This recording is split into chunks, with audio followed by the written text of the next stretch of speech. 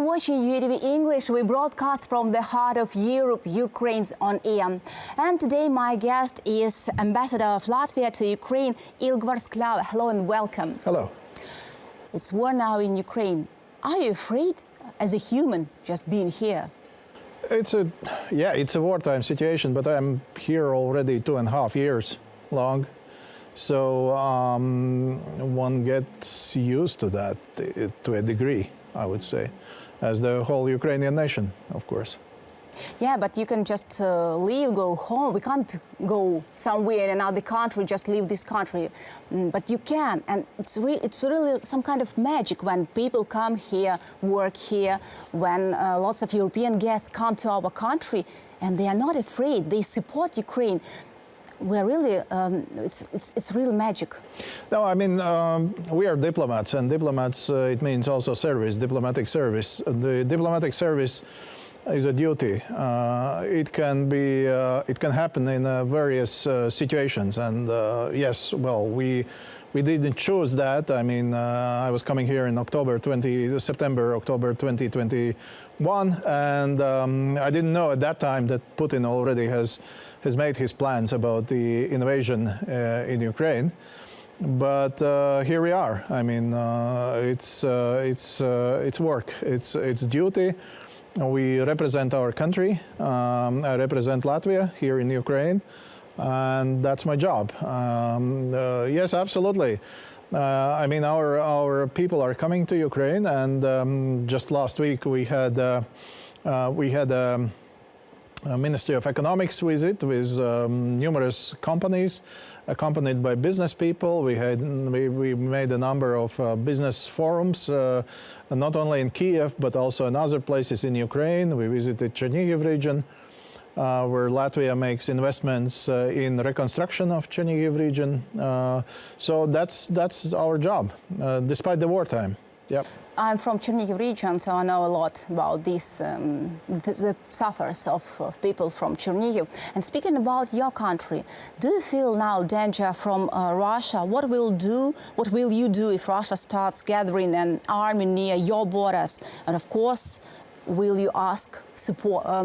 Whose support you'll ask then? What will you do? Right. No, at the moment, no.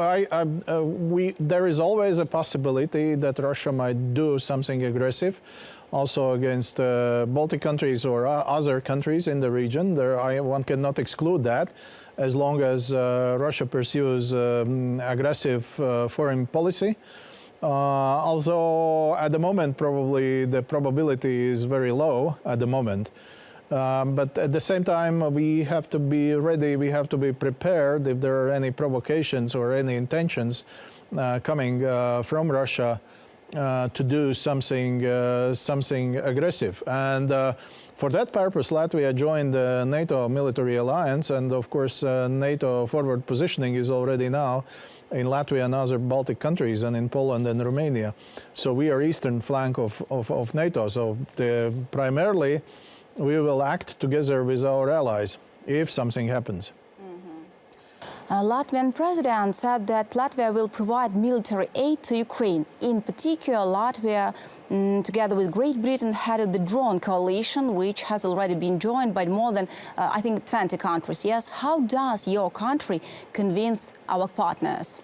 Well, no, it comes from quite naturally, because we talk to Ukrainian people, we talk to Ukrainian politicians, we talk to Ukrainian militaries, and then we see what is needed. And out of these needs and requests and requirements, we try to act and to produce things which are needed for Ukraine, for defense of Ukraine. And the drone coalition and drones, it's one such important element. And we all know that the battlefield is changing very fast, and the drones are playing increasingly important role there on the battlefield. We're really thankful for help. You know, when US helps Ukraine, yeah, we're thankful. But when such small countries said, "You help us," it really matters. It shows a great example that every country can help, because really Ukraine now is like a shield for Europe. What do you think? Europe, you say they all try to fight against Russian propaganda, but nevertheless, somehow it just gets out, gets into European countries. What about fight with propaganda, with Kremlin propaganda in your country? Yeah, well, that's true. That's true, especially with modern technologies. I mean, the reach of the propaganda means, and Russia invests a lot of resources in propaganda. They cannot make it, how to say, they cannot make white color, black color, but they can play in between, in a gray zone. And of course, it has a certain degree of success. There are limits, of course, for that success, but definitely it has an impact. It has to be monitored, and the societies must be vigilant. They must be prepared. They must be educated. What is what, to recognize the how to say, signs of propaganda, signs of misinformation. That's a constant process. It's also another battlefield, one can say. Of course, I mean, since because of Soviet past and because of presence of ethnic Russian community, which basically, to a large extent, are immigrants produced by Soviet times in Latvia. Of course, there is a certain degree of auditorium, especially among the older people, older generation, who have sentiments of the Soviet past, and they probably are more, how to say, intended to listen what the Moscow propaganda says, but I would judge it's a very limited success in Latvia. Moscow propaganda says that Europe is tired of Ukraine. Is Latvia tired of Ukraine? No, it's not about being tired of Ukraine. It's about, of course, no normal person likes war. That's obvious. I mean, war is destruction. War is a tragedy. Only probably Putin likes war and enjoys it. But normal people do not like war and suffering it brings and the casualties. It's not about that. It's about the support of Ukraine, who is a victim of this attack. I mean, of course, it demands resources, it demands effort. Of course, also people of Latvia, they hope that to see the end of this war, the victory and end of this war as soon as possible. But it's not about being tired. And I wouldn't say that Europe is being tired, of course, because we see that the collective action from Europe, and Europe is changing, it's tectonic change. If you look at Germany, at the beginning of this war, the Germany continued traditional politics that they do not export weapons to the conflict areas. Look now, I mean, the German armament, the defense systems air defense systems are being delivered to Ukraine. So it's totally changing. And speaking about, I can ask you as a diplomat and ask you as a human. Right. Punishment for Putin, for Russian soldiers.